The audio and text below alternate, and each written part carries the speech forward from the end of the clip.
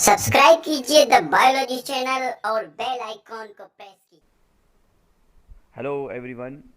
Today we will learn about the mineral nutrition in plants.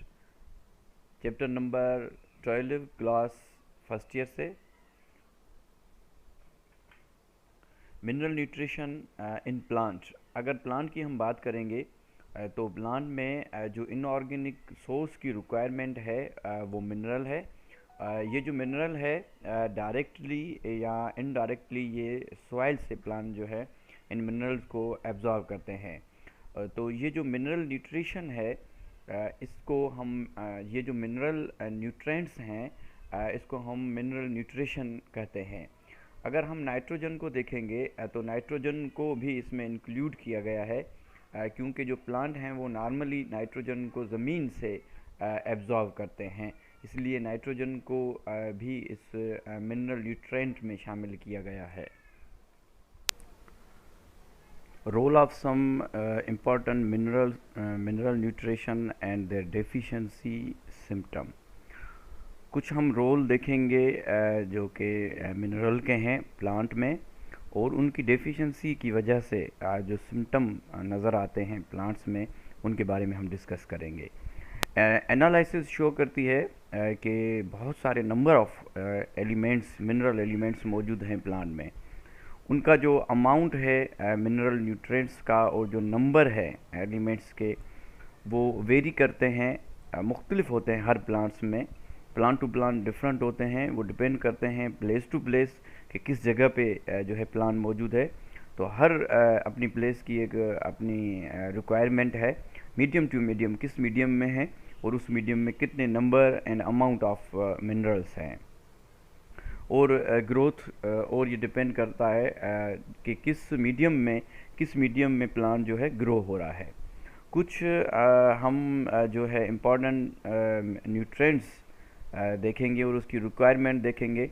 कुछ जो है requirement large quantities में होती है जिसको कि मैक्रो न्यूट्रिएंट कहते हैं, और कुछ जो है स्मॉल क्वांटिटी में होती है जिसको हम माइक्रो न्यूट्रिएंट कहते हैं। जो ज़्यादा मकदार में होती है उसको मैक्रो, और मैक्रो की मीनिंग है लार्ज और माइक्रो मीन्स स्मॉल। तो अगर इस कैप्शन में आप देखेंगे तो जो मार्केट में अवेलेबल जो फर्टिलाइज़र है फॉर द गार्डन, जो फॉर द गार्डन है उसका जो डिज़ाइनेटेड है वो NKP से है, और N फॉर नाइट्रोजन है, नाइट्रोजन इसमें 5% होती है। P फॉर फास्फोरस है, फास्फोरस इसमें 10% होती है, और K फॉर पोटाशियम में पोटाशियम जो है इसमें 5% होती है। और इस फर्टिलाइज़र को वाइडली यूज़ किया जाता है गार्डन फर्टिलाइज़र, और इसको कहा जाता है 5-10-5। तो हम नाइट्रोजन को सबसे पहले देखते हैं। नाइट्रोजन जो कि ज़मीन में मौजूद होती है इन द फॉर्म ऑफ नाइट्रेट और अमोनियम साल्ट और नाइट्रेट की फॉर्म में ज़मीन में मौजूद होती है। ये जो नाइट्रोजन है ये इसेंशियल है या रिक्वायरमेंट है किसकी, प्रोटीन की है। न्यूक्लिक एसिड में नाइट्रोजन की ज़रूरत होती है, और जो है न्यूक्लियोटाइड्स में और न्यूक्लिक एसिड में ज़रूरत होती है, और भी बहुत सारे मालिक्यूल हैं जिनमें नाइट्रोजन की जो है ज़रूरत होती है, रिक्वायरमेंट होती है। और क्लोरोफिल में भी नाइट्रोजन मौजूद होता है। अब देखेंगे अगर नाइट्रोजन की कमी होगी, डेफिशिएंसी होगी, तो नाइट्रोजन की कमी की वजह से कौन से सिम्टम जो है प्लांट में नज़र आएंगे। अगर नाइट्रोजन की कमी हो या नाइट्रोजन लो सप्लाई हो या बिल्कुल नाइट्रोजन मौजूद ना हो, तो ये नीचे दिए गए ये कुछ नंबर्स हैं जो कि सिम्टम को शो कर रहे होते हैं। जो फर्स्ट पॉइंट है, जो पत्ते हैं वो पेल येलो हो जाएंगे। क्यों हो जाएंगे? क्योंकि इसमें क्लोरोफिल ख़त्म हो जाएगा। आप देखें कि नाइट्रोजन में क्लोरोफिल मौजूद है, अगर नाइट्रोजन कम है या नहीं है तो डायरेक्टली इनडायरेक्टली क्लोरोफिल पे इसका असर होगा और क्लोरोफिल ख़त्म हो जाएगा। और chlorophyll, loss of chlorophyll is called chlorosis. तो सिम्टम जो फर्स्ट है वो क्लोरोसिस है। क्लोरोसिस की मायना है लॉस ऑफ क्लोरोफिल, क्लोरोफिल का ख़त्म होना। क्लोरोफिल जब ख़त्म हो जाएगा तो पत्तों का जो कलर है वो पेल येलो हो जाएगा। दूसरा जो है प्रोसेस ऑफ सेल डिवीजन हम कहते हैं डिवीजन ऑफ द सेल। जैसे हमने जब इंटर में हम इंशाल्लाह पढ़ेंगे चैप्टर नंबर 7 में सेल डिवीजन में माइटोसिस, मियोसिस जब सेल जो है डिवाइड होता है तो इसको सेल डिवीजन कहते हैं, और सेल इनलार्जमेंट दोनों रुक जाती हैं क्योंकि नाइट्रोजन की कमी है। जब क्लोरोसिस होगा और सेल डिवीजन सेल इनलार्जमेंट रुक जाएगी तो डायरेक्टली इनडायरेक्टली जो है असर रेस्पिरेशन पे भी होगा। रेस्पिरेशन, सेलुलर रेस्पिरेशन हम कहते हैं break down of glucose and produce energy in the form of ATP.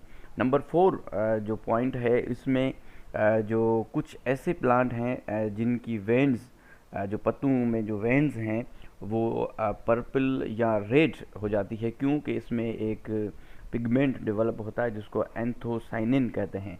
Anthocyanin pigments develop होने से इनकी जो वेन्स हैं उनका कलर पर्पल या रेड हो जाएगा। तो इसकी जो एग्जांपल है आपने याद करनी है, टोमेटो है और एप्पल लीव्स हैं।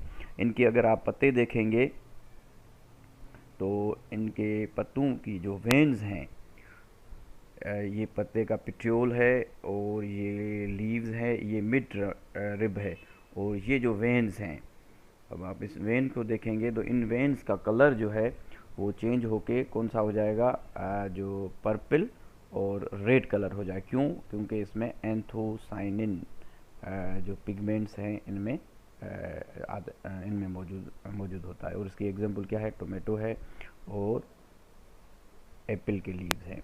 नंबर 5 जो पॉइंट है इसमें ग्रोथ रुक जाएगी, स्टंट हो जाएगी, ग्रोथ रुक जाएगी, और जो लेटरल बर्ड हैं वो रिमेन डोरमेंट।